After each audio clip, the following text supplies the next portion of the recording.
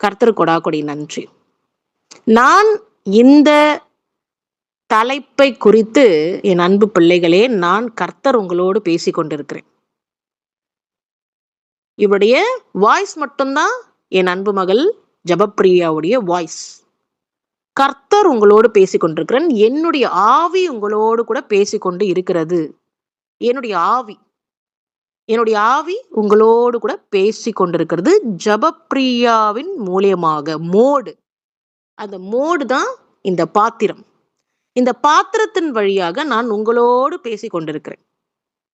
எனக்கு உங்களோடு பேசுவது, உங்களுக்கு சொல்லிக் கொடுப்பது, உங்களோடு கவுன்சிலிங் கொடுப்பது, உங்களோடு டிஸ்கஸ் பண்ணுவது, இதெல்லாம் எனக்கு ரொம்ப மிகவும் பிடித்த ஒரு விஷயம். அதற்காக தான் ஒரு சில நேரங்களில் நான் இதை கொடுக்கிறேன், நான் இதை சொல்ல விருப்பப்படுறேன் அப்படின்னு சொல்லி இது ஒரு போதனை. இந்த ஒரு போதனையை நான் உங்களுக்கு கொடுக்க இருக்கிறேன். குடும்பத்தை குறித்து, குடும்பத்தினுடைய காரியங்களை குறித்து, குடும்பத்துல எப்படி கண்காணிக்கப்பட வேண்டும், என்னெல்லாம் இந்த குடும்பத்துல நடக்க வேண்டும் அப்படி என்பதை நான் உங்களுக்கு போதிக்க போகிறேன். என் அன்பு பிள்ளைகளே, நான் உங்களை அதிகமாய் நேசிக்கிறேன். அண்ட சராஸ்திரங்களை படைத்த தேவன் நான் உங்களோடு கூட பேசிக் கொண்டிருக்கிறேன். ஆனா எத்தனையோ படைச்சேன், எவ்வளவோ காரியத்தை படைச்சேன். ஆனா மனிதர்களோடு பேசுவது, மனிதர்களோடு பழகுவது, மனிதர்களுக்கு சொல்லிக் கொடுப்பது, மனிதர்களை நேசிப்பது தான் எனக்கு மிகவும் பிடித்த ஒன்று. மலைகளை படைத்தேன், ஆறுகளை படைத்தேன், வானத்தை படைத்தேன், நட்சத்திரங்களை படைத்தேன், சூரியனை படைத்தேன். இது எல்லாத்தையும் நான் படைச்சிருக்கிறேன் தான். ஆனா இது எல்லாம் ஒரு படைப்பு. ஆனா மனிதர்களை நான் விசேஷ விதமாய் படைத்தேன். என்னுடைய ரூபத்தின்படி படைச்சிருக்கிறேன். என்னுடைய ரூபத்தின்படி, இன் மை இமேஜ். நீங்க யார போல இருக்கிறீங்க? என்னை போலவே இருக்கிறீங்க. என்னை போலவே. என்னுடைய மகன், என்னுடைய மகள், இந்த ஒரு உறவு தான். நிறைய பேர் போடுறாங்க, I am a servant of God. நீங்க சர்வன்ட் எல்லாம் கிடையாது. என்னுடைய மகள், என்னுடைய மகன், நீங்க அப்படி போடுறீங்க. ஆனா உங்களை நான் எப்படி பார்க்கிறேன்? என்னுடைய மகள், என்னுடைய மகன். நான் கடவுளுக்காக வேலை பார்க்கிறேன், கடவுளோடு சர்வன்ட் அப்படின்னு நீங்க போடுறீங்க. ஆனா நான் உங்களை என்னுடைய சொந்த பிள்ளைகளாய் பார்க்கிறேன். என்னுடைய ரூபத்தின்படி. நான் தான் உங்களுடைய அப்பா. நான் தான் உங்களை படைத்த தேவன். நான் தான் உங்களை ப்ரொடியூஸ் பண்ண தேவன். அதனால நான் உங்களோடு பேசுவது, உங்களோடு பழகுவது எனக்கு மிகவும் பிடிக்கும். இந்த பரிசுத்த ஓய்வு நாள்ல உங்களோடு கூட இடைப்படுவது, சண்டே அப்படிங்கிற ஒரு பெயர் இதுக்கு வச்சிருக்கிறாங்க. சண்டே. இந்த சண்டேனுடைய ஒரு முக்கியத்துவத்தை சொல்லிட்டு நான் உங்களுக்கு ஒரு சில காரியங்களை சொல்ல இருக்கிறேன். எல்லா நாட்களும் தான் சன்னு வருது. எல்லா நாட்கள் 24 மணி நேரம் சன்னு வருது. சன்னுடைய அதோட தன்மை, அது வாழ்ந்து கொண்டு இருக்கிறது. Sun is a living creature. என்னுடைய வாய்ப்பகுதியிலிருந்து நான் கொடுக்கிற அக்கினியின் வழியாக சார்ஜ் ஆகி கொண்டிருக்கிறது சன். நான் அதுக்கு தேவைப்படுகிற அக்கினியை கொடுத்து கொண்டே இருக்கிறேன். சன் ஓயாமல் அதோடைய வேலையை பார்த்து கொண்டிருக்கிறது. 24 மணி நேரம் அந்த சன் இருக்கு. வேற வேற ஊர்களுக்கு பகல் நேரம். உங்களுக்கு இரவு நேரம்னா அதுக்கு பகல் நேரம். ஆனா ஆக மொத்தத்துல 24 hours சன் லிவிங் கண்டிஷன்ல இருக்கு, வாழ்ந்து கொண்டிருக்கு சன். அப்போ இந்த சண்டேங்கிற ஒரு காரியத்தை குறித்து நான் சொல்லிட்டு நான் உங்களுக்கான காரியத்தை சொல்ல போறேன். பரிசுத்த ஓய்வு நாளுக்கும் சண்டேக்கும் என்ன உறவு? எல்லா நாட்கள்லாம் சன் இருக்கு. அப்போ கடைசியாக நான் மனிதனை படைத்தேன். கடைசியாக மனிதனை படைத்து முடிக்கிறதா கடைசி அல்டிமேட் லாஸ்ட் ஏவாளை உண்டு பண்ணி முடித்து விட்டேன். ஏவாளை உண்டு பண்ணி முடித்து விட்டேன். அதுக்கப்புறம் ரெஸ்டிங் பீரியடு. இந்த ரெஸ்டிங் பீரியடு படைத்து முடித்த பின்பு நான் சொன்னல, let us make man in my image, in our இமேஜ்னு சொல்லி நீங்க வேதத்துல படிப்பீங்க. இப்போ after our likeness, after my likeness அப்படின்னு எனக்கு பிடிச்சிருக்கு. இந்த மனுஷனை படைக்கிறது எனக்கு பிடிச்சிருக்கு. இந்த மனுஷனை படைச்சிட்டேன். அந்த படைத்த படைப்புகளை அந்த படைத்த படைப்புகள் இதெல்லாம் நான் படைச்சிருக்கிறேன்னு சொல்லி ஒரு பாராட்டு யாருக்கு? பிதா குமாரன் பரிசுத்த ஆவி. அப்போ இங்க ஒரு ஜபம், இங்க ஒரு விண்ணப்பம், இங்க ஒரு பாராட்டு, இங்க ஒரு பிரைசிங் எங்க நடக்குது? அடுத்து சண்டேல நடக்குது, அடுத்து ஞாயிற்றுக்கிழமையில நடக்குது. அது ஒரு ரெஸ்டிங் தேங்க்ஸ் கிவிங் டே. அது ஒரு தேங்க்ஸ் கிவிங் டே. இதை நான் உண்டு பண்ணினேன். இந்த பரிசுத்த ஓய்வு நாளை நான் உண்டு பண்ணினேன். ஏன் பரிசுத்த ஓய்வு நாள்ல மட்டும் ஸ்பெஷல் ஆராதனைகள்? ஏன்னா படைத்து முடித்ததுக்கு அப்புறமா ஒரு ரெஸ்டிங் பீரியட் இருக்கு. எந்த வேலைகளும் கிடையாது. எல்லாம் செய்து முடிச்சுட்டு படைத்த படைப்புகள், நான் இதெல்லாம் படைச்சிருக்கிறேன். என்னுடைய வார்த்தையினால படைக்கப்பட்ட படைப்புகள், அதுக்கு ஒரு தேங்க்ஸ் கிவிங். நீங்க நினைக்கிற மாதிரி நன்றி, தேங்க்யூ அந்த வார்த்தைகள் கிடையாது. தேவ பாஷை. நான் பயன்படுத்தின பாஷை தேவ பாஷை. என் அன்பு பிள்ளைகளே, தேவ பாஷையை நான் பயன்படுத்தினேன். தேவ பாஷையை பயன்படுத்தி நன்றி செலுத்தினேன். அந்த நன்றி செலுத்தப்பட்ட நாள் தான் இந்த பரிசுத்த ஓய்வு நாள், ஹோலிடே. அப்ப நீங்க இத பரிசுத்த ஓய்வு நாளை எதற்கு பயன்படுத்த வேணும்? தேங்க்ஸ் கிவிங் டே, பிரைசிங் டே, ஸ்தோத்தரிக்கப்படத்தக்க ஒரு நாள். அதுல ஸ்தோத்திரத்தை செலுத்த வேண்டும், நன்றிகளை செலுத்த வேண்டும். வேற எந்த வேலைகளும் செய்யக்கூடாது. அப்ப எந்த வேலையும் செய்யக்கூடாதா? என்னுடைய வேலைகளை முடித்து, எனக்குரிய காரியங்களை முடித்து உங்களுடைய வேலைகளை பார்க்கலாம். ஒரு சில கண்ட்ரீஸ்ல அந்த சண்டேல என்னுடைய வேலைகள் மட்டும்தான். அவங்க ஃபுல்லா ரெஸ்ட் தான் எடுக்கிறாங்க. ஒரு சில பேர்கள் ரொம்ப பர்ஃபெக்டா ஃபாலோ பண்ணிட்டு இருக்காங்க. ஆனா என் பிள்ளைகளே, நான் எப்படிப்பட்ட தேவன்னா, என் குழந்தைகளுக்கு மேக்சிமம் ஒரு ஃபிளெக்சிபிலிட்டியை நான் உண்டு பண்ணுவேன். எனக்குரிய காரியத்தை செய்துவிட்டு உங்களுடைய வேலைகளை பார்க்கலாம். இது நான் உங்களுக்கு கொடுக்கிற ஒரு ஃப்ரீடம். ஆனா இந்த ஓய்வு நாள் பாத்தீங்கன்னா உலகம் முழுவதும் இந்த ஒரு சண்டேங்கிறது ஹாலிடே. அது ஒரு ரெஸ்ட் எடுக்க வேண்டிய ஒரு நாள், கடவுளுக்கு நன்றி செலுத்தக்கூடிய ஒரு நாள். அப்போ ஏன் இதுக்கு ஸ்பெஷலி சண்டே அப்படின்னா, எனி டைம் சன் அதோடைய வாழ்க்கையை வாழ்ந்து கொண்டுதான் இருக்கு. ஆனா இதுல தெரியப்படுகிற ஒரு விஷயம் என்னன்னா, சன்னு எந்த அளவுக்கு வல்லமை வாய்ந்தது, சன்னு எந்த அளவுக்கு வல்லமை பெற்றது, சன்னு எந்த அளவுக்கு ஒரு ரெஸ்ட்ல இருக்கும் பொழுது ஒரு சில விஷயங்கள்லாம் மைண்டுக்குள்ள வரும். நீங்க ஒரு ரெஸ்டிங் பீரியட்ல இருக்கிறதா ஒரு சிலதெல்லாம் மைண்டுக்கு வரும். அதனாலதான் எப்படியாப்பட்ட வேலை செய்பவர்களுக்கும் சண்டேங்கிறது ஒரு ஹாலிடேவா அமைக்கப்பட்டிருக்கு எல்லா ஊர்களிலும். அப்போ உங்க இருதயம், உங்க மைண்ட் ஐடலா இருக்கும் பொழுதுதான் கடவுளுக்கு நன்றி செலுத்த முடியும். அதனால இந்த பரிசுத்த ஓய்வு நாள் தேங்க்ஸ் கிவிங் டேவா நீங்க எடுத்துக்கொள்ள வேண்டும். இது ஒரு விஷயம். அடுத்து, நான் இதை செய்தபடியினால் நான் படைத்து நன்றி செலுத்தினேன் அப்படிங்கறது நீங்க தெரிஞ்சுக்கணும். எல்லாத்தையும் படைச்சிட்டு நான் நன்றி செலுத்தினேன்றத உங்களுக்கு புரிஞ்சுக்கணும்.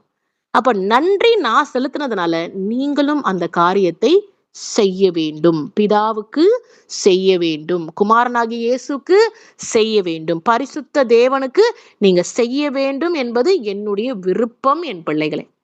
இது கர்த்தருக்கு நன்றி செலுத்துவதுங்கிறது சாத்தானுக்கு கொடுக்கிற நோஸ்கட். நீங்க கர்த்தருக்கு நன்றி செலுத்துவது சாத்தானுக்கு கொடுக்கிற நோஸ்கட். கர்த்தருக்கு நன்றி செலுத்துறீங்க, சாத்தான் அந்த இடத்தை விட்டு காலி பண்ணிடுறான். அதனால என் அன்பு பிள்ளைகளை இதை நீங்க கடைபிடிக்க வேண்டும். பரிசுத்த ஓய்வு நாள் மிகவும் அவசியம். நான் எதை செய்தேனோ அதையே நீங்க செய்ய வேண்டும் என்று நான் விருப்பப்படுகிறேன் என் அன்பு பிள்ளைகளே. அடுத்து குடும்பத்தை குறித்து. இந்த குடும்பத்தில் ஒரு நபரை வைத்திருக்கிறேன். அந்த நபர் யார் தெரியுமா? பெண். இந்த குடும்பம் ஒரு பெண்ணுக்காக கொடுக்கப்பட்டது. இந்த குடும்பம் அப்படின்னால ஒரு பெண் அங்க நிச்சயமாகவே இருக்க வேண்டும். இந்த பெண்ணுக்குரிய மகத்துவத்தை நான் சொல்லிட்டு, இந்த குடும்பத்துல ஏன் ஒரு பெண்ணானவள் மிக மிக மிக முக்கியம் அப்படின்ற நான் சொல்றேன். நான் எத்தனையோ படைப்புகளை படைச்சேன். ஒரு மனிதனை படைச்சேன். மனிதனை படைச்சதுக்கு அப்புறம் ஒரு மனுஷிய நான் படைச்சேன். அந்த மனுஷி அந்த மனிதனுக்கு இருக்க வேண்டும் என்பதற்காகவே இந்த மனுஷியை நான் படைச்சேன். ஆதாமுக்கு ஜீவ சுவாசத்தை அவன் ஆசியிலே ஊதி அவனுக்கு உயிர் கிடைச்சது. அவனால சுவாசிக்க முடிஞ்சது. அடுத்து இந்த மனுஷியை நான் படைக்க வேண்டும். இந்த மனுஷிக்கும் நான் என்ன பண்ணினேன்? மனுஷிக்கும் என்னுடைய ஜீவ சுவாசத்தை நான் ஊதினேன். மனுஷிக்கும் என்னுடைய ஜீவ சுவாசத்தை நான் ஊதினேன்.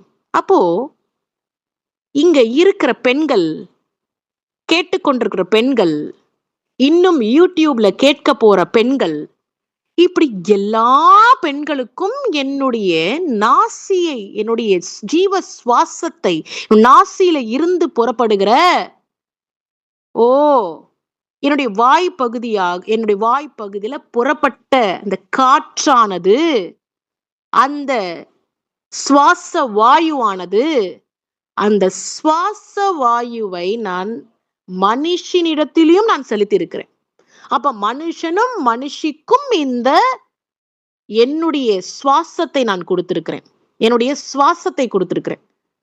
இது ஒரு செடி கொடிகளுக்கு கிடைக்காத ஒரு ஸ்லாக்கியம் உங்களுக்கு நான் கொடுத்திருக்கிறேன். அதனாலதான் என் பிள்ளைகளே, ஒரு மனுஷனுடைய உயிர் பிரியும் பொழுது, அந்த மனுஷனுடைய உயிர் பிரியும் பொழுது என்னை அறியாமல் அந்த உயிர் பிரிய வாய்ப்பே கிடையாது. நான் கொடுத்த சுவாசத்தை கடைசி நிமிஷம் வரைக்கும் அந்த சுவாசத்தை அவங்க இழுத்து இழுத்து மூச்சை விட்டு கொண்டே இருப்பார்கள். அவங்க மரிக்கும் பொழுதுதான் கடைசியாக அது நிற்கப்படுகிறது. என்னை அறியாமல் ஒரு உயிர் போக முடியாது என் பிள்ளைகளே. ஒரு உயிர் போக முடியாது. மரிக்கிற பிள்ளைகளுக்கு எவ்வளவு டிஃபிகல்ட்டி இருக்கும் தெரியுமா? நான் கொடுக்கும் பொழுது எவ்வளவு ஸ்ட்ராங்காக அந்த காற்றை ப்ளோ பண்ணிருப்பேன். கொடுக்கும் பொழுது எப்படி அந்த மூச்சு அப்படியே அவங்க பெற்றுக்கொண்டாங்க. அதை காட்டிலும் இந்த மனுஷனுடைய உயிர் பிரியும் பொழுது, அவனுடைய சுவாசம் நிற்கும் பொழுது மிகவும் வேதனையாக இருக்கும். மிகவும் வேதனையாக இருக்கும். ஒரு விஷயம் பறி போன மாதிரி இருக்கும். இந்த பாடியை விட்டு அப்படியே செப்பரேட் ஆன மாதிரி இருக்கும். கொடுக்கும் போது, படைக்கும் போது உங்களால புரிஞ்சுக்க முடியாது. ஆதாமுக்கு ஏவாளுக்கு படைச்ச பின்பு அப்படியே நீங்க வந்துட்டீங்க. ஆனா அதை காட்டிலும் ஒரு மனிதன் மரிக்கும் பொழுது அந்த மனிதன் உணருவான். அந்த மூச்சு காற்று எப்படி நிற்கும் பொழுது இட் இஸ் பெயின்ஃபுல். இது யாருக்கும் தெரியாத ஒரு விஷயம். நிறைய பேருக்கு தெரியாது மூச்சு நிற்கும் போது எப்படி ஒரு டிஃபிகல்ட்டி இருக்கும்னு. அப்படி ஒரு டிஃபிகல்ட்டி இருக்கும். ஏன்னா அவ்வளவு கடினமானது. அந்த மூச்சு அங்கிருந்து பிரியும் பொழுது ஒரு கடினம் ஏற்படும். பாடியெல்லாம் துவண்டு போகும். அந்த நேசல் ரீஜன் எல்லாம் துவண்டு போகும். அப்படி ஒரு விஷயம் நடக்கும் என் பிள்ளைகளே. நான் உங்களை படைத்த தேவன் உங்களோடு கூட பேசிக் கொண்டிருக்கிறேன். இந்த குடும்பத்தில், ஒவ்வொரு குடும்பத்திலும் ஒரு பெண்ணை வைத்திருக்கிறேன். அந்த பெண்ணை அந்த இடத்துல வைத்தாதான் அந்த குடும்பத்துக்குரிய காரியங்களை பார்க்க முடியும். அந்த பெண்ணால இன்னொரு உயிரை சுமக்க முடியும். அந்த பெண்ணாலதான் இன்னொரு காரியத்தை கொண்டு வர முடியும். அந்த பெண்ணாலதான் ஒரு ஆணை பார்த்து கொள்ள முடியும். அந்த பெண்ணாலதான் நிறைய காரியங்களை சாதிக்க முடியும் என்பதற்காக ஆண் தனிமையாய் இருப்பது நல்லதல்ல என்று சொல்லி ஒரு பெண்ணை நான் படைத்திருக்கிறேன். இது சாதாரணமான ஒரு விஷயம் அல்ல. உலக மனிதர்கள் பெண்களை அடிமைத்தனமாக்கி பெண்களை கொடுமை செய்வதை நான் பார்த்து கொண்டிருக்கிறேன்.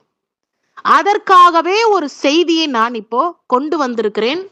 இதை குறித்து நீங்க புரிந்து கொள்ள வேண்டும் என் அன்பு பிள்ளைகளே. எதற்காக நான் பெண்களை படைத்தேன், ஒரு குடும்பத்தில் வைத்தேன்? அந்த பெண்கள் தான் வாட்சர். அந்த பெண்கள் தான் வாட்சர். இந்த பெண்களை நான் ஒவ்வொரு குடும்பத்திலையும் வைத்து அந்த பெண்ணு she can sense anything. ஒரு கெட்டது நடக்க போகுதுன்னா அந்த பெண்ணால அதை முன்னாடி உணர முடியும். தன்னுடைய கணவனுக்கு அதை எடுத்து சொல்லுவாள், தன்னுடைய குழந்தைகளுக்கு அதை எடுத்து சொல்லுவாள். நான் படைத்த கடைசி படைப்பு பெண்ணுதான். நான் படைத்த கடைசி படைப்பு. அதுக்கப்புறம் எதுவுமே கிடையாது. அதுக்கப்புறம் ரெஸ்ட் ரெஸ்ட் ரெஸ்ட் ரெஸ்ட். உடனே தேங்க்ஸ் கிவிங் வந்துருது. ஒரு பெண்ணை படைச்சு முடிச்சதுக்கு அப்புறம் தேங்க்ஸ் கிவிங் வந்துருது. அடுத்து ஓய்வு நாள். நான் உங்களோடு பேசி கொண்டிருக்கிறேன். இந்த பெண்ணானவள் உங்களுடைய தாயா இருக்கட்டும், உங்களுடைய மனைவியா இருக்கட்டும், உங்களுக்கு பிறந்த குழந்தைகளாக இருக்கட்டும், இந்த பெண்ணானவள் இந்த பூமியில இருக்கும் பொழுதுதான் இந்த பூமிக்குரிய காரியங்கள், ஒவ்வொரு குடும்பத்துக்குரிய காரியங்கள் ஒழுங்காக போகும். அதனால இந்த ஸ்டேட்மெண்ட்டை நோட் பண்ணுங்க. மனிதன் தனிமையாய் இருப்பது நல்லதல்ல. அதுக்கு முன்னாடி கூட எல்லாம் ஜோடி ஜோடியா நான் படைச்சிருக்கிறேன். ஏன் வெறும் ஆண் சிங்கத்தை மட்டும் உண்டு பண்ணக்கூடாதா? ஏன் வெறும் புலியை மட்டும் உண்டு பண்ணக்கூடாதா? வெறும் சிறுத்தையை மட்டும் உண்டு பண்ணக்கூடாதா? இப்படி ஜோடி ஜோடியாக ஒரு பெண்ணை, ஒரு பெண் பெண் பெண் பெண் அப்படிங்கிறது விலங்குகளுக்கும் பறவைகளுக்கும் நான் கொடுத்திருக்கிறேன். அப்ப அந்த பெண்ணாலதான் இன்னொரு குருவியோ இன்னொரு சிங்கத்தையோ பெற்றெடுக்க முடியும். இன்னொரு சிங்கத்தையோ இன்னொரு மானையோ ஆடையோ மாடையோ பெற்றெடுக்க முடியும். என் பிள்ளைகளை எல்லாத்துலயும் வச்சிருக்கிறேன். ரெப்டைல்ஸ்லயும் வச்சிருக்கிறேன். ஊர்வினங்கள், ஊர்ந்து போகிற எல்லாத்துலயும் ஆண் பெண் ஆண் பெண் ஆண் பெண் ஆண் பெண். ஒண்ணு கூட தனியா ஆணை மட்டும் நான் படைக்கல. ஆண் பெண் ஆண் பெண் ஆண் பெண் எல்லாத்துலயும், கோழி ஆடு மாடு எல்லாத்துலயும் படைச்சிருக்கிறேன் என் பிள்ளைகளே. அந்த பெண்ணினம், அந்த பெண்ணினமாலதான் இன்னொரு உயிரை கொண்டு வர முடியும். அந்த பெண்ணின் இப்போ ஒரு நிலம் இருக்கு. அந்த நிலம்னு ஒண்ணு இருந்தா மட்டும்தான் விதைய போட்டா செடி முளைக்கும். அந்த நிலம் தான் பெண், விதைதான் ஆண். நல்லா புரிஞ்சுக்கணும். அந்த நிலம் தான் பெண். அப்போ இங்க என்னுடைய படைப்போடு கூட நீங்க சேர்த்து பார்க்கும் பொழுது மனிதனை இந்த பூமியில மண்ணுல இருந்து, மண்ணுக்குள்ள இருந்து எடுத்தேன். மண்ணை வைத்து செய்யல, மண்ணுக்குள்ள இருந்து எடுத்தேன். அதனாலதான் இறந்ததுக்கு அப்புறம் மண்ணுக்குள்ள போட்டு புதைக்கிறாங்க. மண்ணுக்குள்ள இருந்து எடுத்தேன். என்னுடைய ஆவிக்குரிய கரங்களில் மண்ணுக்குள்ள இருந்து நான் எடுத்தேன் என் பிள்ளைகளே. அப்போ அந்த ஆணை படைச்சதுக்கு அப்புறம் பெண்ணானவளுக்கு விலா எலும்பை கொடுத்த ஓகே.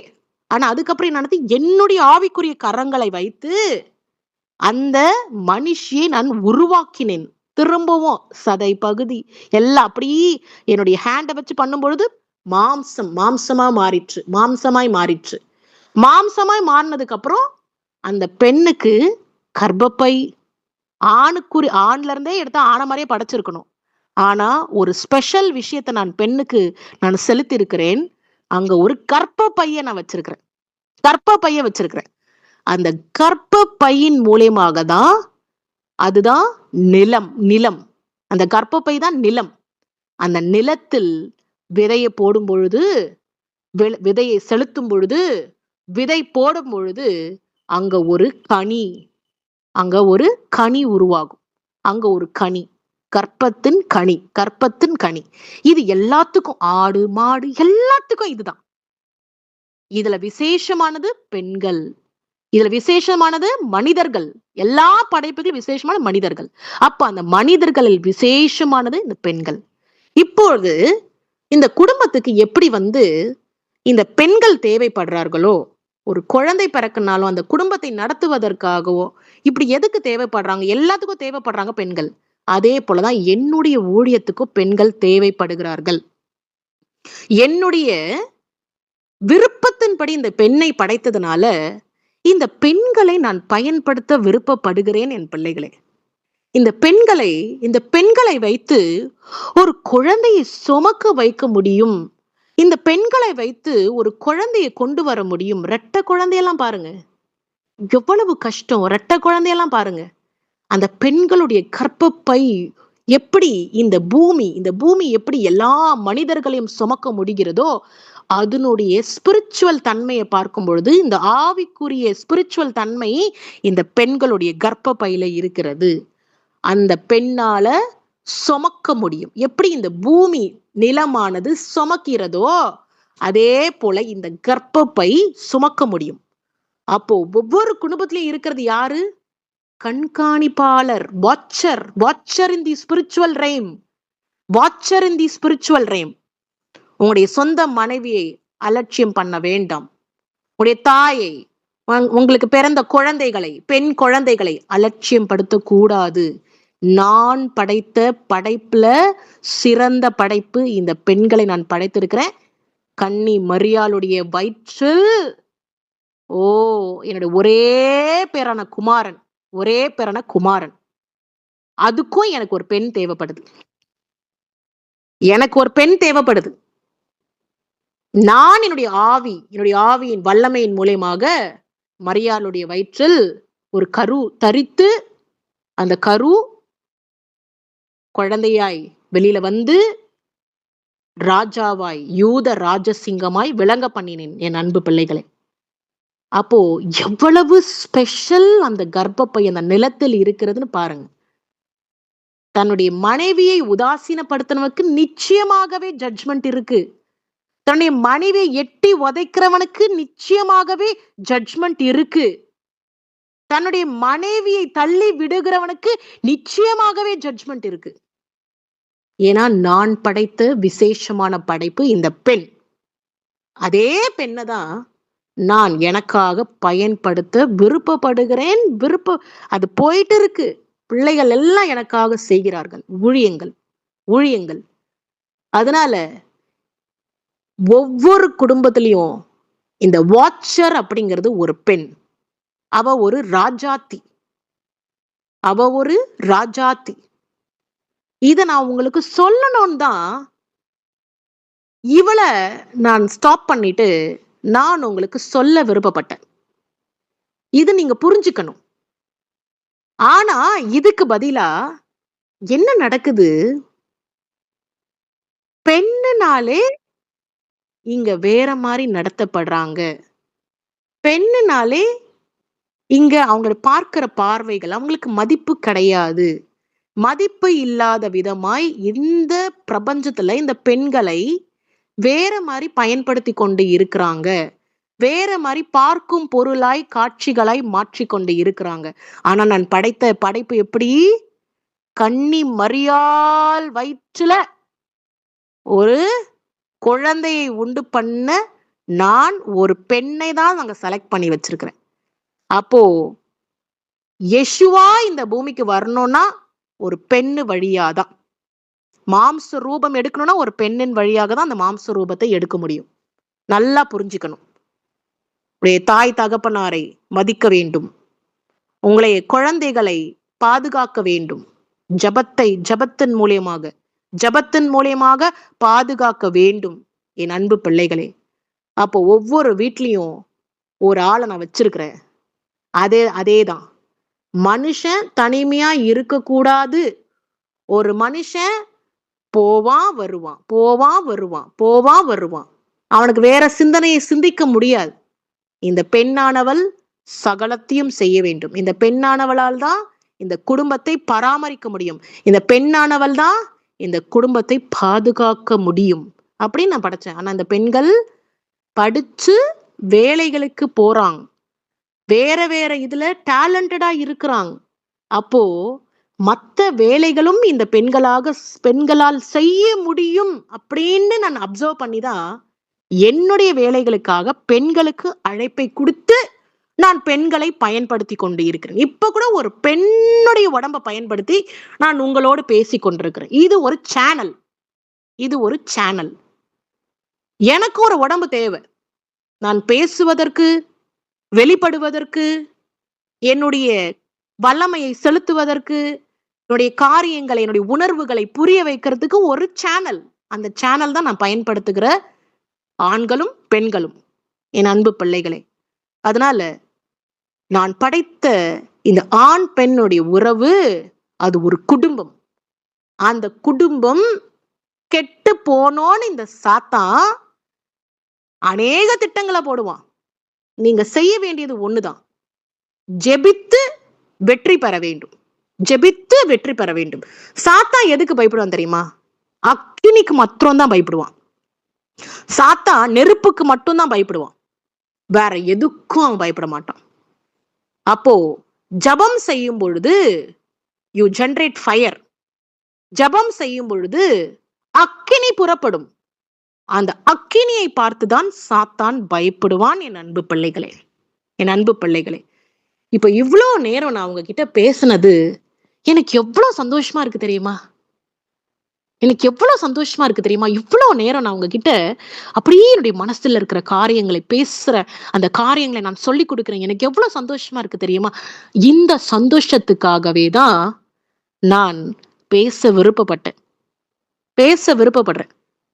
என் குழந்தைகளோடு பேச நான் விருப்பப்படுறேன். அதனால உங்களுக்காக நான் இருக்கிறேன் என் பிள்ளைகளே. உங்களுக்காக ஒரு இடத்தை நான் ரெடி பண்ணி வச்சிருக்கிறேன். உங்களுக்காக நான் காத்து கொண்டு இருக்கிறேன். காத்து கொண்டு இருக்கிறேன். நிறைய திட்டங்களை வைத்திருக்கிறேன். அது எல்லாம் நிறைவேற்றின பின் தான் நான் வருவேன். நிறைய திட்டங்களை வச்சிருக்கிறேன். ஆங்காங்கே வார் செய்திகள், இதெல்லாம் ஒரு ஜஸ்ட் தொடக்கம் தொடக்கம் தொடக்கம். இதெல்லாம் ஒரு ஸ்டார்டிங். இந்த தொடக்கம், இதெல்லாம் கேள்விப்படுறதுலாம் ஒரு தொடக்கம் தான். இதுக்கப்புறம் எவ்வளவோ காரியங்கள் இருக்கு என் பிள்ளைகளே. அதுக்கப்புறம் யாருக்குமே தெரியாத ஒரு நாள்ல நான் நிச்சயமாகவே வருவேன். நிச்சயமாகவே வருவேன். ராஜா போல நான் வர இருக்கிறேன். ராஜா போல. ராஜாதான். அப்போ எல்லாரும் புரிஞ்சுக்குவாங்க. எல்லாரும் தெரிஞ்சுக்குவாங்க வந்தது யாரு, வந்தது யாரு அப்படின்னு. அதுக்கு முன்னாடி நிறைய வேலைகள் இருக்கு என் பிள்ளைகளே. நான் செய்ய வேண்டிய வேலைகள் நிறைய இருக்கு. உங்களோடு இவ்வளவு நேரம் பேசினது எனக்கு எவ்வளவு திருப்தி, சந்தோஷம், திருப்தி திருப்தி திருப்தி. அப்போ ஒரு உடம்பு எனக்கு படும் பொழுது எனக்கு எவ்வளவு சந்தோஷமா இருக்கு. சாத்தானுக்கும் அதே போலதான். சாத்தானுக்கும் ஒரு உடம்பு தேவைப்படுது. எச்சரிக்கையா இருக்க வேண்டும். உங்களுடைய உடம்புல என்னுடைய ஆவி இல்லைன்னு சொன்னா சாத்தான் ஆட்டோமேட்டிக்கா அவன் தங்குவான். உங்களுடைய ஆவி, உங்களுடைய ஆவி, உங்களுடைய ஆவியை ஆட்கொள்வது யாரு? என்னுடைய ஆவியா தான் இருக்கணும். உங்களுடைய உடம்பை நான் தான் ஆட்கொள்ள வேண்டும். உங்க உடம்புக்குள்ள நான் இல்லைன்னு சொன்னா சாத்தான் வந்து தங்குவான். சாத்தானுடைய சேனைகள்னு சொல்றீங்கல்ல, சாத்தானுடைய சேனைகள், சாத்தானுடைய சேனைகள்லாம் இதுதான். டிமோன்ஸ் வந்து தங்கும், அசுத்தாவிகள் வந்து தங்கும். அப்போ உங்களுடைய உடம்பு எவ்வளவு வல்லமையுள்ள ஒரு உடம்புன்னு பாருங்க. அவன் செய்ய வேண்டிய காரியங்களை மனிதன் இல்லைன்னு சொன்னா அவன் வெறும் 0 தான். மனிதன் இல்லைன்னு சொன்னா அவன் வெறும் 0 தான். அந்த மனிதனை வைத்துதான் அநேக கெட்ட காரியங்களை செய்கிறான் சாத்தான். மனிதன் இல்லாம அவன் செயல்பட முடியாது. ஒரு மனுஷன் ஒரு மோட் இல்லாம, ஒரு சேனல் இல்லாம அவனுடைய கெட்ட சிந்தனை காரியங்களை செலுத்த முடியாது சாத்தானால. அந்த மனுஷனுக்குள்ள சென்று அந்த மனுஷனை தீட்டுப்படுத்தி அந்த மனுஷனை கெட்ட காரியங்களை செய்ய வைத்து இன்னொரு குடும்பத்தை அழிக்க வைத்து இன்னொரு பிரச்சனையை கொண்டு வருது. மனுஷனுடைய உடம்பு இல்லாம சாத்தான் இயங்க முடியாது. அதே போலதான் உங்களுடைய உடம்பு எனக்கு தேவை. நான் உங்களை நிரப்ப விருப்பப்படுகிறேன். நீங்க கேட்டு பெற்றுக்கொள்ள வேண்டும். என் பிள்ளைகளை கேட்டு பெற்றுக்கொள்ள வேண்டும். உங்களை தூய்மைப்படுத்திக் கொள்ளுங்கள், நான் உங்களை ஆசீர்வதிப்பேன்.